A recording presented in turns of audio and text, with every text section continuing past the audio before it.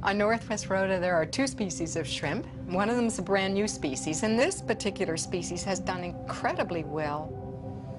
There's very little competition. Nobody else wants to live there, and yet there's a lovely food source. And so perhaps they've become cued to those volcanic emissions that other species hate, that kill them, and yet they go, aha, a whiff of sulfur, and I'm going to go down and follow that sulfur cue. Oh, got a few in there. It's a nice big fat one on that rock there.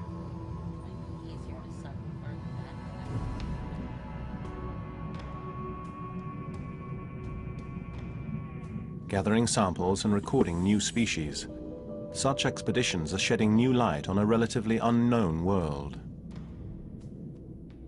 Undersea mountain ranges may play a vital role in supporting marine life. Vibrant ecosystems are often found where seamounts extend near the surface.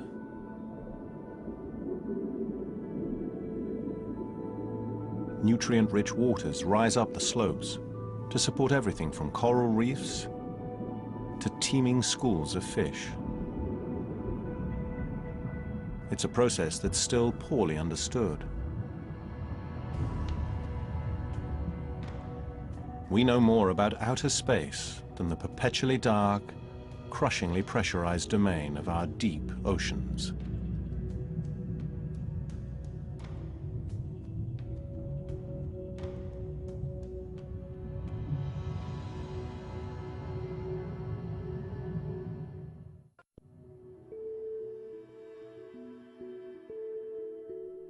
Alexander the Great is said to have used an inverted glass jar to dive the Mediterranean in the 4th century BC.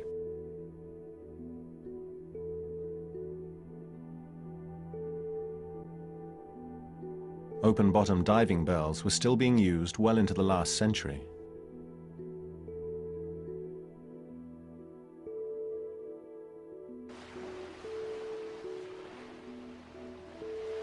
The pioneering invention known as the bathysphere appeared in 1920.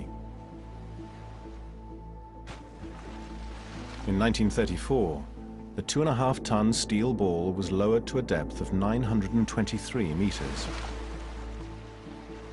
Those inside returned with fantastic reports of creatures that glowed with their own light. People were skeptical. In 1960, a more advanced submersible carried Don Walsh and Jacques Picard 11 kilometers below the sea, into the deepest point on Earth, known as the Challenger Deep. They stayed there for 20 minutes. No one has been back since.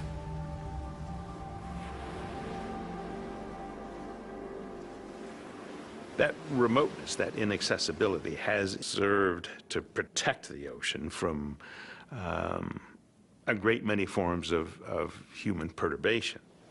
And it means also that we seldom appreciate how significant it is in the ecology of the whole planet.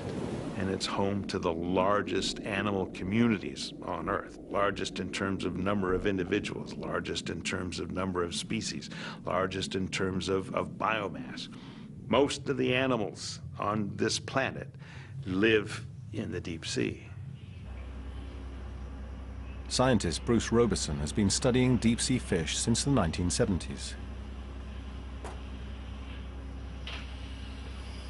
I had been sampling the oceanic water column with nets the way a century's worth of my predecessors had done. It occurred to me that any self-respecting desert ecologist or forest ecologist would never attempt to describe the desert or the forest without ever having been there, and yet that's what I was doing. He hitched a ride on the Alvin, the first modern research submersible in 1974. The dive itself was a benthic dive. We were working on the seafloor, but in order to get there, you have to pass through the water column. And I kept turning on the lights, and the pilot would say, "Turn those things off. We need them for working on the bottom." But I wanted to see what was going by my window. I was thunderstruck. There were so many more animals than I had ever imagined, particularly the gelatinous forms.